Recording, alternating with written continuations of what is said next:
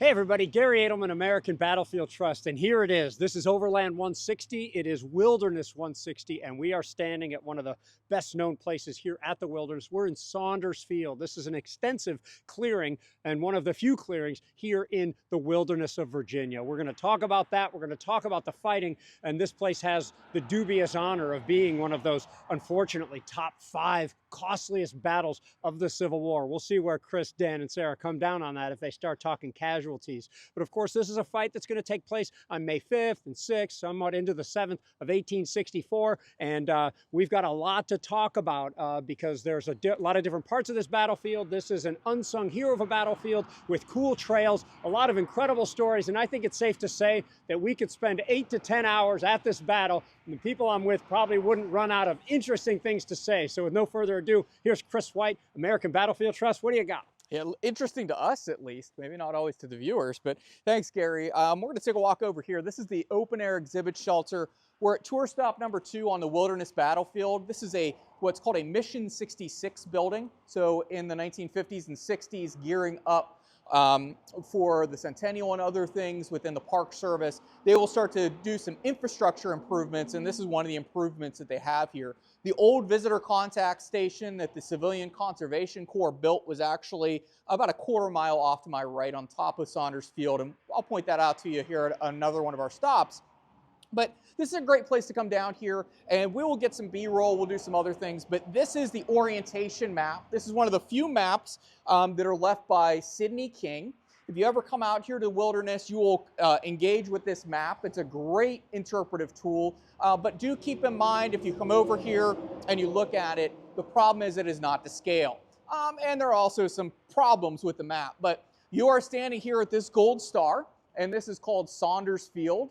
On the map, he calls it Sanders Field, but this is one of the only open areas here in the Wilderness. It was about 400 yards long, going from east to west, and 800 yards wide north to south, according to one soldier.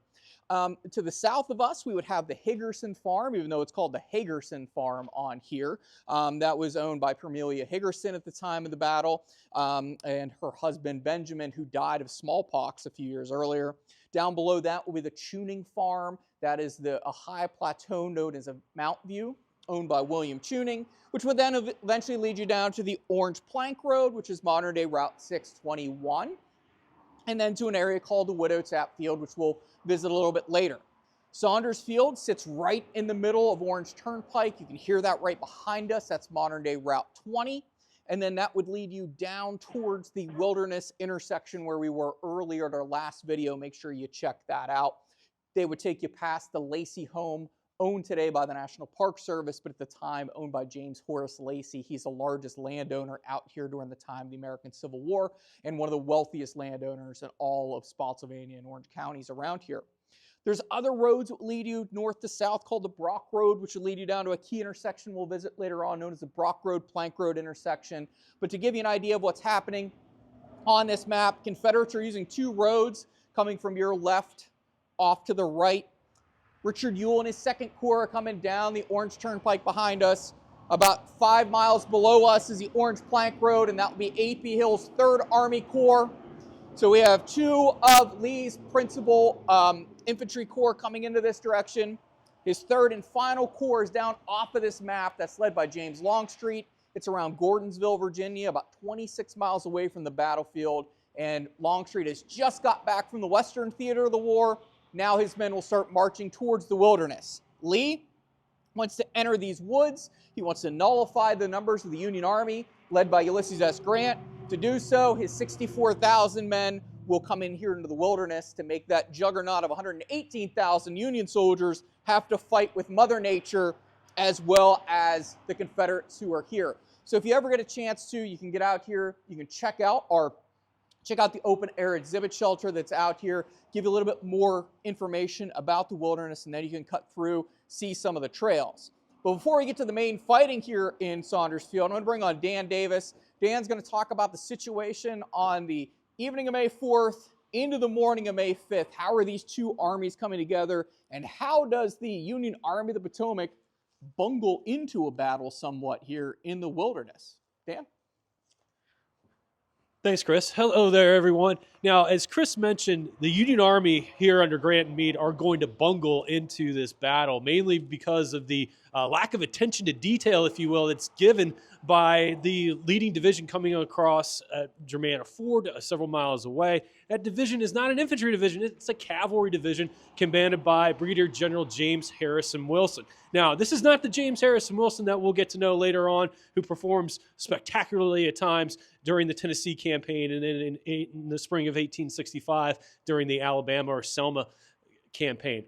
Wilson has been a staff officer, he's been an administrator, but now he's thrust into a combat role because he's a favorite of Ulysses S. Grant. The Cavalry Corps of the Army of the Potomac, like the rest of the Army, is going to undergo some transitions during the winter of 1863-1864. John Buford has died in December of 1863. Alfred Pleasanton has been removed from command, and along with Judson Kilpatrick, who's transferred to the Western Theater. In his place or in their places come Phil Sheridan, another favorite of Grant, who will command the Corps along with Wilson. Grant's going to bring them both from the Western Theater. And Wilson is given the assignment of screening the infantry movement over the Rapidan River and into the wilderness. This is a mistake on the part, I think, of Grant and Meade. They're given probably, arguably, the most important role to the least experienced of the cavalry divisions. The cavalry division commanders. Wilson is going to push over Germanna Ford, and he's going to begin moving southward down the Germanna Plank Road, and we'll step over to the map.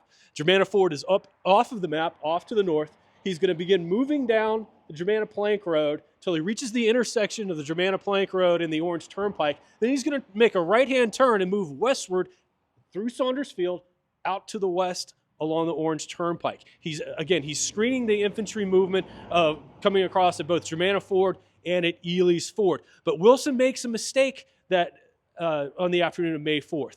He decides to abandon the Orange Turnpike and move southward to the area of Parker's Store along the Orange Plank Road that Chris talked about in a previous video. He leaves the Orange Turnpike uncovered. He removes Meade and Grant's eyes out here on the turnpike. And it's going to be on the turnpike that Richard Ewell's Second Corps is going to be moving down the turnpike, coming toward the Army of the Potomac.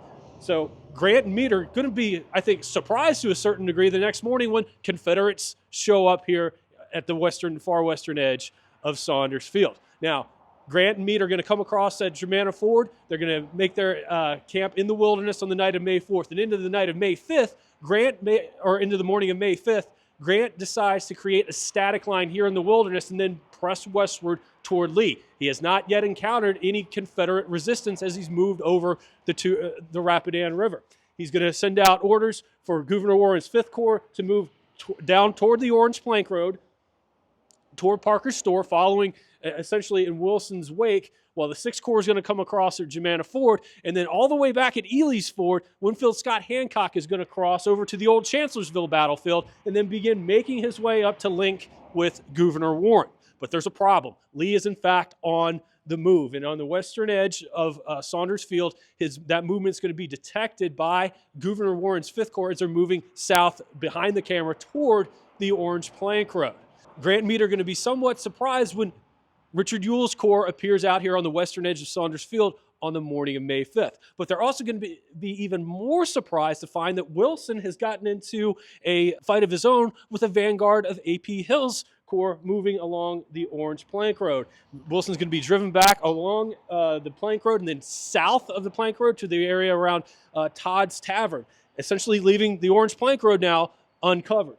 And when this action is reported back to Grant and Meade, it comes as a thunderclap at Army headquarters, because if A.P. Hill can reach the intersection of the Brock Road, Plank Road, which we'll visit later on in one of our other videos, very important intersection, by the way, he's going to essentially cut the Army of the Potomac in two, because Hancock is yet to arrive coming up from Ely's Ford. So Grant and Meade are going to, although they had the initiative when they initially crossed the Rapidan on May 4th and into May 5th, they're going to slowly see that initiative shift over to the Confederates. And now they're going to become more reactionary to what Lee is doing on the morning of May 5th, which is going to result in the fighting that we're going to talk about here in Saunders Field.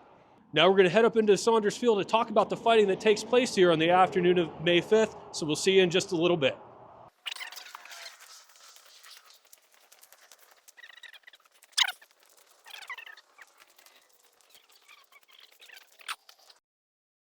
All right, so we're roughly in the middle of Saunders Field, and to get you oriented, the camera is facing off towards the east. Off in that direction will be Fredericksburg, and that's about 17 miles from us. But we're in the middle of Saunders Field. Route 20 is out behind me. That is the Orange Turnpike. That'll lead you down to the Wilderness intersection where we were on our first video, and then it will lead all the way out towards Orange Courthouse, which is about 25 miles from where we are.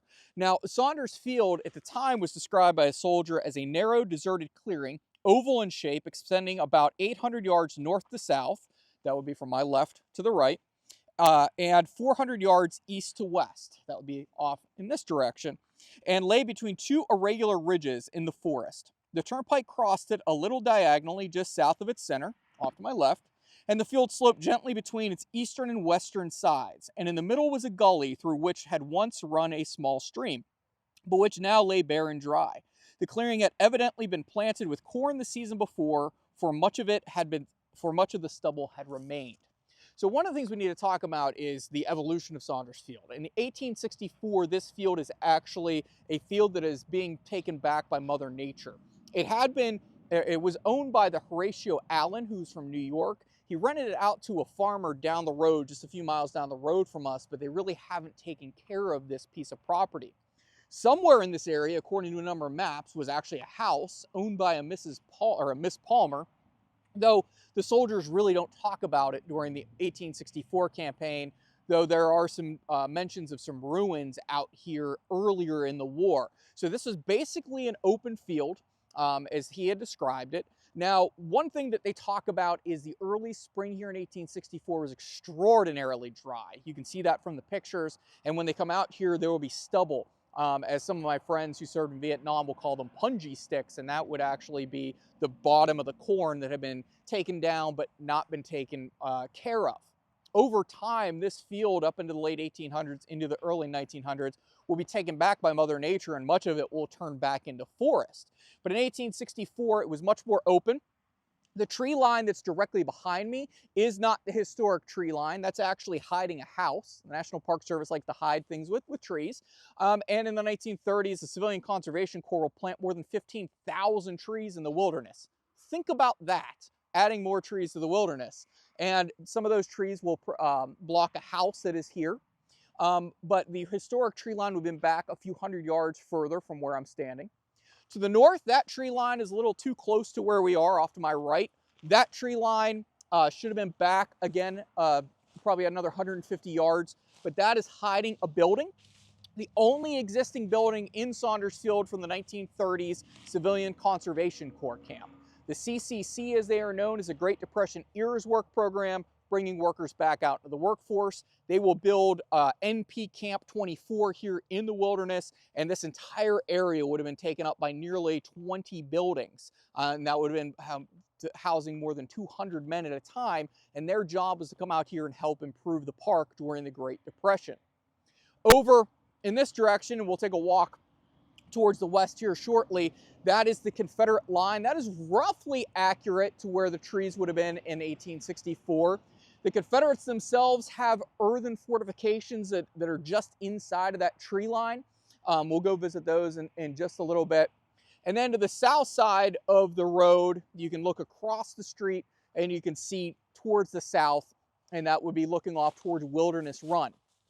The situation in 1864, though, on May 5th, to make a very long story short, Union Army is trying to move southwest. They are trying to draw Robert E. Lee's army out of their entrenchments at Mine Run, and they are trying to get around his flank to do battle in open ground.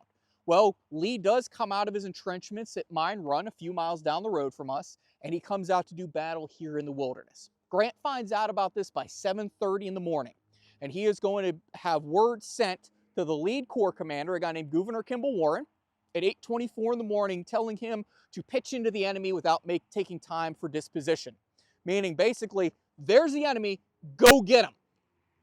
Now, the only reason they know the enemy is out here is because the evening before, Colonel Hayes, the 18th Massachusetts, had a picket line out on that far tree line. And out there will be the 83rd Pennsylvania, made famous on Little Round Top. The 18th Massachusetts will be up there, a few other units as well.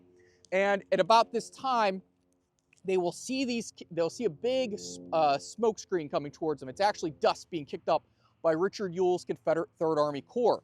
As they're coming towards us, they know there's a problem. There'll be some skirmishing that takes place, and a young man named Charlie Wilson will be the first soldier killed in the 1864 Overland campaign by enemy fire for the Federals. And one newspaper correspondent will say he will be remembered as the first man to give his life in this, God willing, the last grand campaign of the war. And that is where it's all will begin. Unfortunately for the Federals, though, this is nice open ground.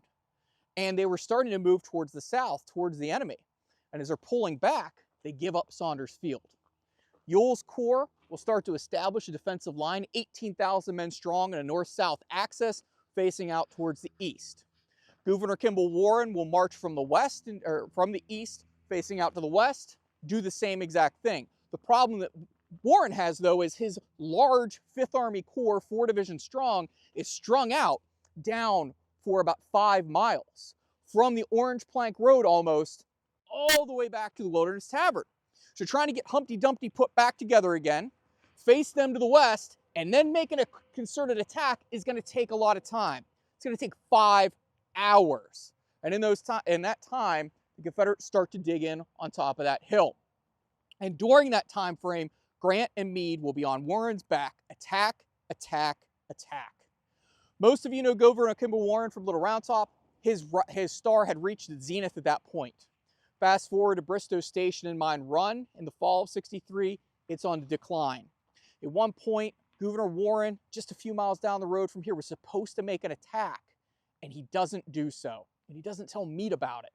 And a churlish general will sit there and chide Meade and say, where are your young Napoleon's guns now?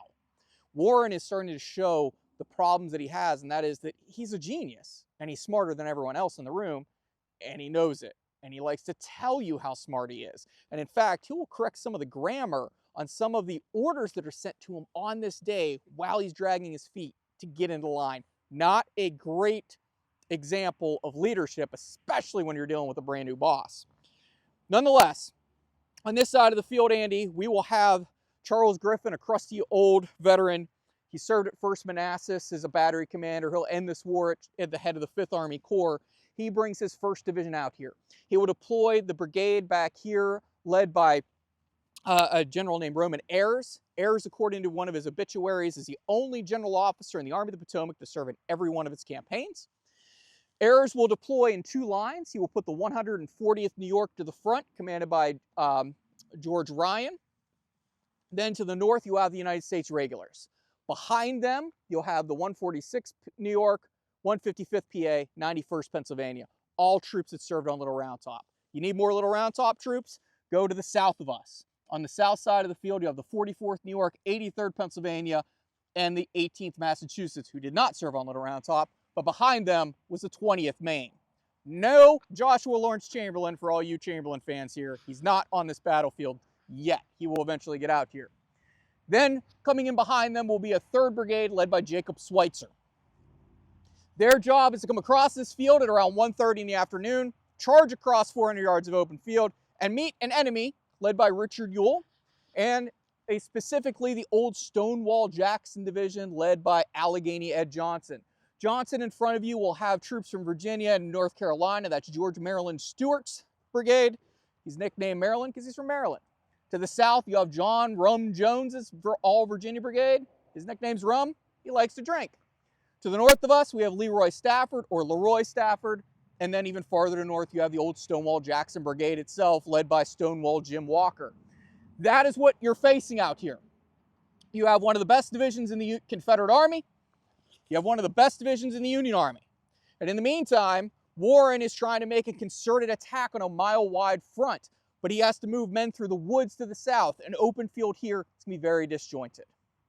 When the Federals first come out into this field, there's a mistake. George Ryan will Patty Ryan will move his men out into the open field as he's trying to align them. And as soon as he shows his head, the Confederates from the far tree line start firing across the field. His horse is hit, and he tells his men to right about and get back into the wood line. They get into the wood line, he gets off of his horse, forgets to bring his sword with him. He will lead this assault with his 529 men on foot across Saunders Field. So that's what we're going to be looking at over here. We'll have a division-wide front through Saunders Field, but what we're lacking in those woods to the north are Federals.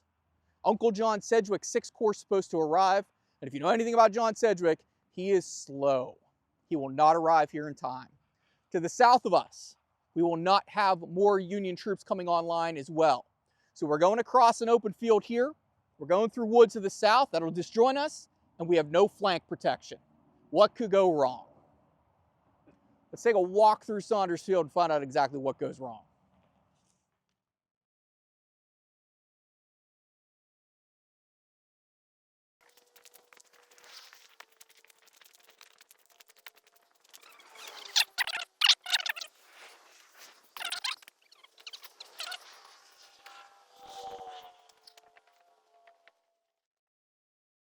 We're halfway through Saunders Field here, and one of the reasons you come to battlefields, if you're able to, and I encourage you to get out here, is to let the topography and the terrain tell the story of why this ground is so important to the battle, the combatants, and to us historians.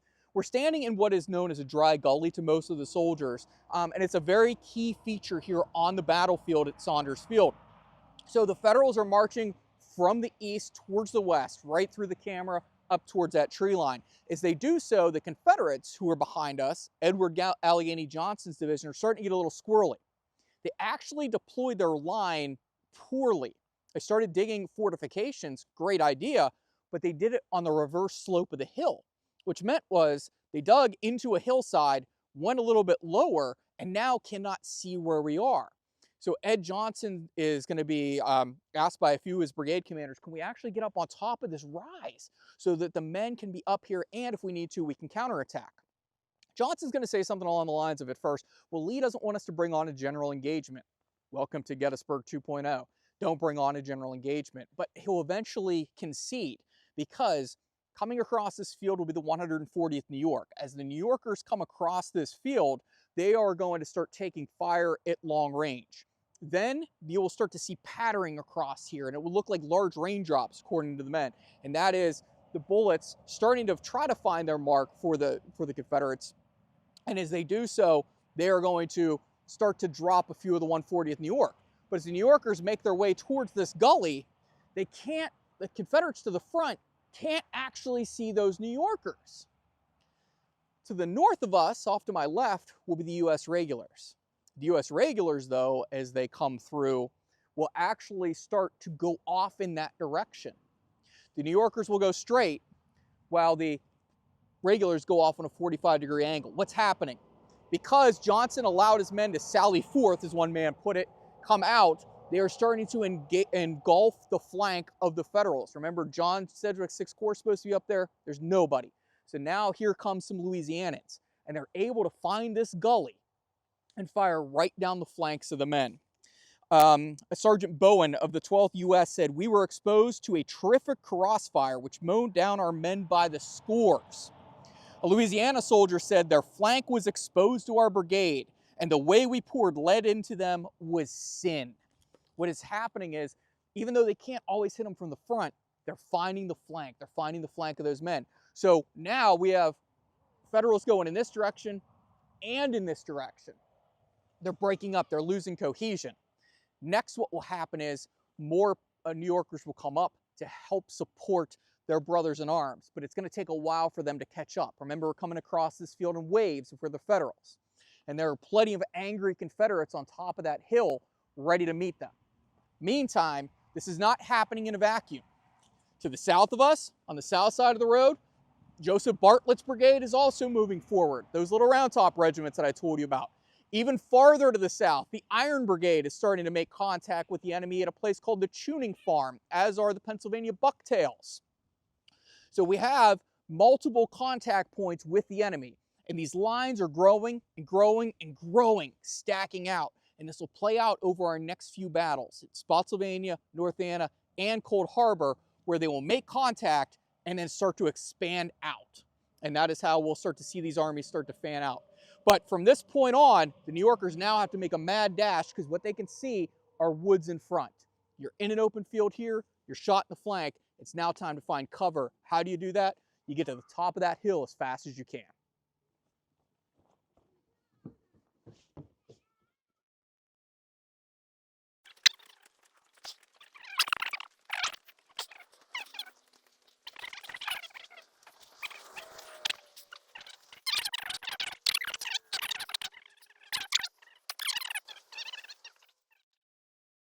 All right, we're going to make a brief stop here at the very edge of the tree line. This is not the historic tree line. The historic tree line would be about 20 more yards in and behind me. We'll stop there in just a few moments. But this is an important stop for a variety of reasons. Number one, there's an interpretive marker here in the wilderness. It tells you about John Jones. Jones's brigade was defending a part of this line, and Jones will be, his line will be outflanked for a time, and he is shot and killed. Jones was an interesting character. Robert E. Lee actually vouched for him. His nickname, as I mentioned earlier, was Rum Jones. And Lee actually vouches with Jefferson Davis, the president of the Confederacy, that if Jones drinks, that I will deal with him directly. But he wanted Jones. He knew he was a good combat leader. Jones will lead his brigade from Gettysburg, where he's wounded, to Mine Run, where he's wounded, here to Wilderness, where he's mortally wounded and basically killed outright. But Jones is not killed here. Jones is actually killed across the street from here. But the Park Service doesn't want you trying to cross Route 20 to the south side, so the marker is up here. At one time, there was supposedly a marker or monument to him that has long disappeared. Somebody called it a rock. This is the 1870s, 1880s. May have been a sign that said Jones was killed here. And it varied where location was, from a quarter mile from where we're standing to a mile and a quarter down the road. He's killed in this vicinity, just not here. I also wanted to mention, you can't really make it out on camera, but some of the early interments up here on the Wilderness Battlefield were in these small depressions that are around us. There was a Wilderness Cemetery number 1 and Wilderness Cemetery number 2. Wilderness Cemetery number 1 was across the street. That was established by the War Department after the war in 1866. First United States veterans comes through here. They will comb the area and start burying the dead. They will have a 60 square foot cemetery there, and then a 90 square foot cemetery about 5 miles to the south. Those bodies were eventually exhumed and taken to Fredericksburg National Cemetery atop Maurice Heights. But there are some depressions that you can see out here that were part of original burial sites for some of these soldiers. As I mentioned too, the Confederates moved up and out of their earthworks. Those Confederate works, which we'll walk back to here in a moment, are about 20 yards from where we are. They sallied up to this point and they meet the enemy, who is coming across this field. And I think this is one of the greatest shots of Saunders Field. If you take your walk up here, this will give you a nice view of what it really looks like. If you look across the street, you'll have a nice view of basically what the historic tree line would look like, or fairly close by. And that is where we have Joseph Bartlett's brigade coming across the field. At one point, he has such a flashy uniform on that his division commander, Charles Griffin, will say, "I didn't know the circus was in town," because it's kind of making fun of Bartlett, who's a very brave soldier who fights from First Manassas all the way through Appomattox. Bartlett himself will nearly be killed riding his horse in a retreat across the field. He tries to jump the gully below us. His horse is shot midair, carries him underneath. He's able to be extracted by his men and taken off of the field. Down in that gully as well, down about where the cars are coming up now, there will be 2 cannons placed there from Battery D, 1st New York Light Artillery. Those will be William Shelton's guns. Shelton's guns that come up here will actually be put 2 into battery, and they will start lobbing shells from the low ground to the high ground. The issue is, in the time of the American Civil War, you use direct fire. You see it, you shoot it.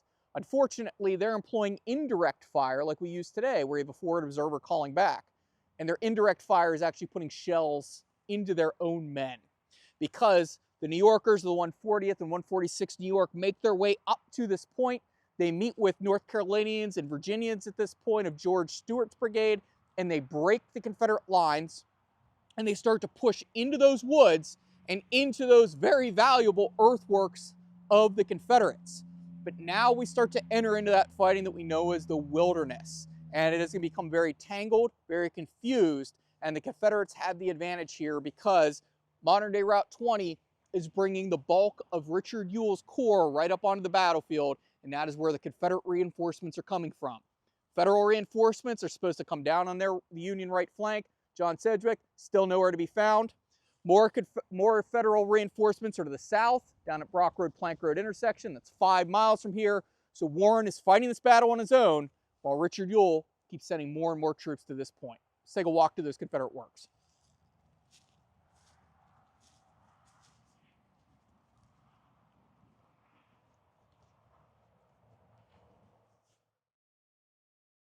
All right, so we've made it inside of the Confederate works. What's happening right now as you look towards the south, you're looking right down the Confederate line.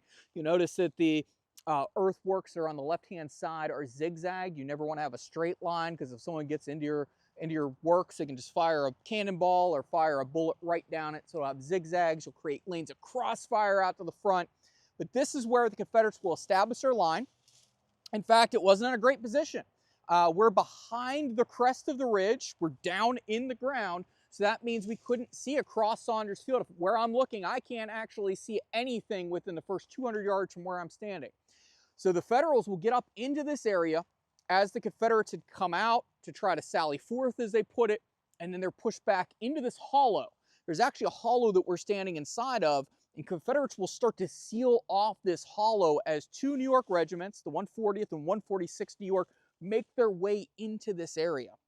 As they make their way into this area, the 140th New York said because of the nature of the Confederate line, they came up into the woods one company after another, one after another, meaning an echelon formation. One company officer said he had to turn his back and back into the woods. It was so thick here to create one file space to move his entire company through. The woods today here are much more open. At the time, the trees are about 30 feet high at their highest. They're very close together. Jagger vines, grape bushes, anything else you can think of. One soldier said that at the brightest point of the day, you couldn't see the forest floor because the foliage was so thick. So it's a lot of matted undergrowth, tough place to fight a battle. But also there's a lot of dry leaves like you'll see around me right now, and that will create the famous fires here in the wilderness. But the New Yorkers, as they enter into the woods, they will talk about the enemy being no more than 15 to 20 feet distant. Often the burning powder from the enemy would drop at the feet of our men, who would instantly thrust their rifle bayonets through the brush and vines and kill or wound those in the front. It's so getting so close up in here. One man said it was like a kaleidoscope of colors mixed of gray emerging from a fresh green foliage to shoot down the streaks of blue, red, light blue, and gold as the Zouaves, who are the 140th and 146th New York moving across here, would dash across the muted yellow remains of the previous harvest. So it's going to be a kaleidoscope of colors. And it will become small unit actions in the wilderness. A handful of men here, a handful of men there. They might be able to see 20 yards in front of them. That's a pretty good distance sometimes. And it will be a very close-in fought battle. But the Confederates will keep rolling more and more reinforcements up the road behind us. I'll bring Sarah on in a moment to talk about those. And the losses within the New York regiments will be high. Even though there's about 1,000 New Yorkers up here, we have soldiers from Virginia, North Carolina, Louisiana, more Virginians, all starting to converge here. Then we'll add Alabamians and Georgians to this mix.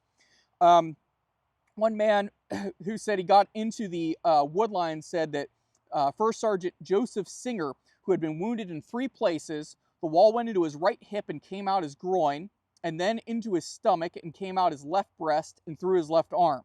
Seeger looked at McGraw, who was a private, and the private was overcome by grief and crudely dressed his wounds. He said, "I'm sorry. When I see the tears run out of my eyes, I could not stop them. I'd done all I could for him, and he had to walk about 3/4 of a mile, this first sergeant, wounded 3 times, to get back to Elwood, back to the hospital." Other men will see their friends just disappear into these woods. Colonel David Jenkins of the 146th New York will make his way up into this area, and he's wounded in the body and in the head. The last his men saw of him was him leaning on his sword up against a tree, telling his men to go forward, go on. It will be a terrible place to be up here if you are a New Yorker, because you're now becoming surrounded by all of these Confederates. Captain Porter Farley will see his colonel, Patty Jenkins, scream, "My God, I'm the first colonel I ever heard of to come out of such a fight as that, and couldn't tell where my regiment was because they sustained more than 50% casualties up on this battlefield." It will be just a hellacious fight, men getting in and around each other, Confederates starting to counterattack. But there are some problems for the Confederates. The Confederates themselves will start to break on the south end of the field. I mentioned John Jones was killed. As they start to break, one guy's going to scream, "Retreat to mine, run!" And as this guy starts riding pell-mell back towards the fortifications the Confederates had held for a few months, one guy says, "Is this a general order?" He's like, yep, we're all retreating. There was no order to retreat. The Confederates will eventually stabilize their line, add more reinforcements into this line, and start to counterattack into the fields. I'll bring Sarah on to talk a little bit about that. So, as Chris has explained, Union troops are breaking through into the Confederate lines up here, and Confederate troops along the road coming from the Orange Courthouse area are going to be joining this fight. Now, one of the brigades that's going to make a counterattack that's going to smash into Union lines up here in this area and start to push them back is commanded by Brigadier General Colin A. Battle. Now, he's about 34 years old at the time of this battle, and it could get a little confusing because we're talking about a fight and we're talking about a guy with the last name of Battle. So bear with me here. Battle, the man, he starts off the war in the 3rd Alabama Infantry as a major. He rises up through the ranks. He's commanding a brigade by the time of the Bristow campaign, the Mine Run campaign, and at the Battle of Wilderness, he's commanding an Alabama brigade. So under his command, he has the 3rd, 5th, 6th, 12th, and 61st Alabama Infantry Regiments. And they are back a little ways, and we're not able to visit the property today, but there is a piece of ground that American Battlefield Trust has been able to preserve over the years. It's not currently accessible to the public, but it's a rise of ground, and that's out in the area where Battle has his brigade. And as Confederate lines are starting to break in this area, he's going to make a swinging counterattack along the road coming up into this area, sending these Alabama troops into the fight. Now, one of his regiments with him, the 61st Alabama, is new. They don't have a lot of combat experience, and Battle is keeping an eye on them during the fight. There's an account that General Battle puts in his memoirs. He does survive the war. He writes memoirs. And yes, we sometimes need to take memoirs with a grain of salt, but I think this is worth mentioning. So he says that he comes across a teenage soldier. He thought he was about 16 years old, and Battle's encouraging him, "Go up and join the line. This guy's kind of hanging back." And the boy says to the general, he says, "I don't know, sir. I feel like I'm going to fall all to pieces." So perhaps some fighting's been going on here in the wilderness. There's some combat fatigue, and General Battle has a few options. He can order this guy forward, he can put him under arrest, but instead General Battle says that he told him to go back to a hospital to rest a little bit until he felt like he wasn't going to have perhaps a bit of a breakdown. And General Battle will conclude this account by saying that boy made a first-rate soldier. Rough treatment would have ruined him. Kindness made a man of him. So in the midst of this intense fighting that's taking place in the wilderness and is going to continue and then shift as our Overland campaign goes on and on for a number of weeks, keep in mind the individual soldiers, the shock of battle for troops that have never been in combat before, or just the intense struggle of endless combat for a lot of these guys in the regiments. Chris? Yeah, and just to wrap up as we do the do-si-do here in the woods, the confusion that'll reign over this battlefield is pretty interesting, and Colin Battle's brigade will play a role in this very quick story here. In this part of the battlefield, the Confederates won't just stay on this ridgeline. When the New Yorkers start to fall back between 3 and 3:30 in the afternoon of May 5th, the Virginians, the North Carolinians, and others will start to surge into the field and start to counterattack. As they start to counterattack, something will break up their counterattack in this sector near where we started our video, and that will be the gun section of the New York battery that is stationed down in the gully. Guns are prizes to these men, And the North Carolinians rally around these two guns as they shot down the artillerymen, and the artillerymen fled who were unharmed. They take the guns for North Carolina. This will give some time for the Federals to rally and fire back across the field at those guns and at those North Carolinians. North Carolinians kind of duck. And then out of the woods to the south come more Yankees that have been driven away. That's the Iron Brigade, this Bucktail Brigade. They'll flee through here. That'll distract everybody, but they're being chased by part of Cullen Battle's brigade that Sarah just talked about. And the Alabamians run up to those two guns and say, hey, we take these guns for Alabama. North Carolina says, those are our guns. We were here first. In the meantime, no one can get the guns off the field. They're in a no man's land. So to heckle the Federals, the Confederates crawl out to the guns.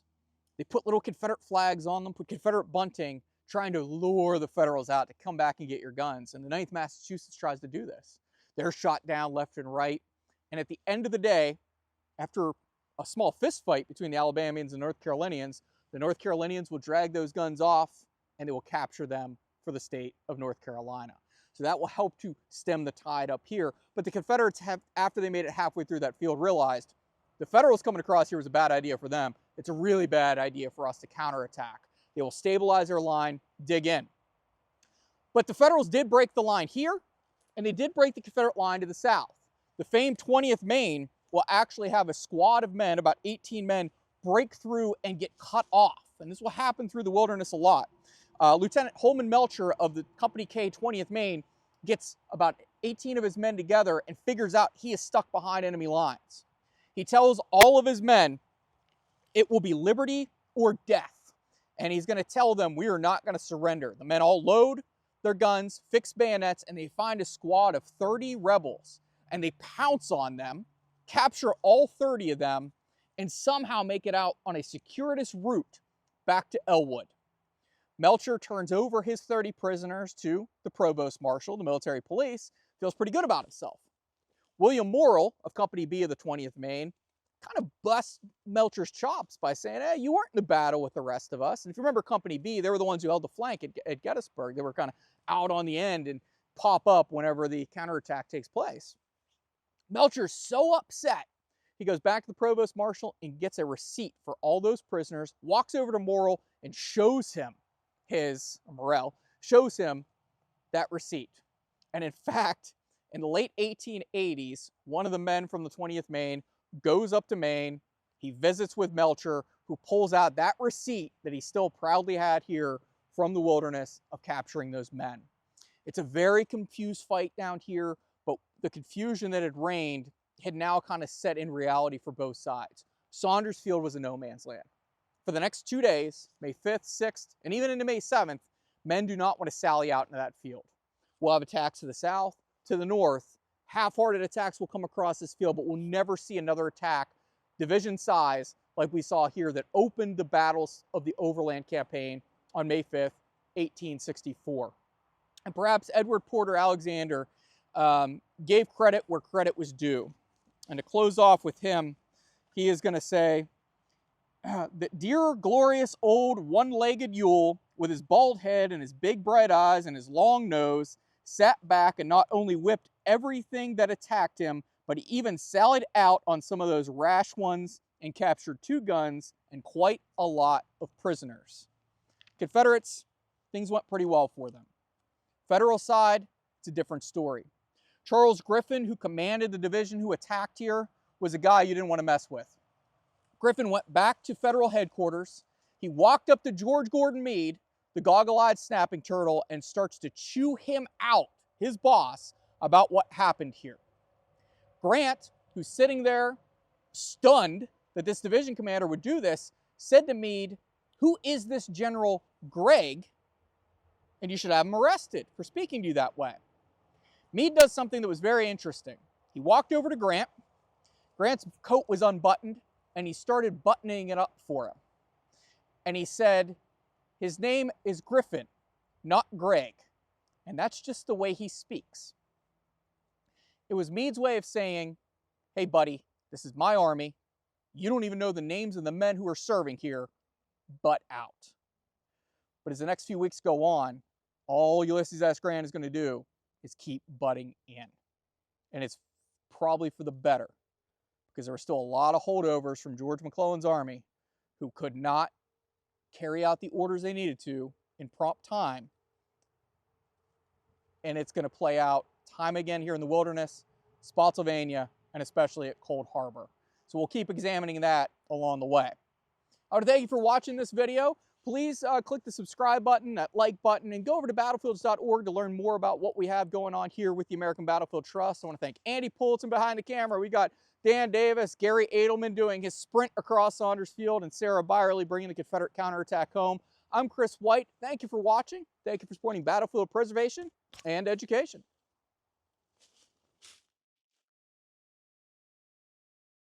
Hello, this is Trace Atkins. To stay up to date on all the latest and coolest videos, please subscribe to the Trust's YouTube channel.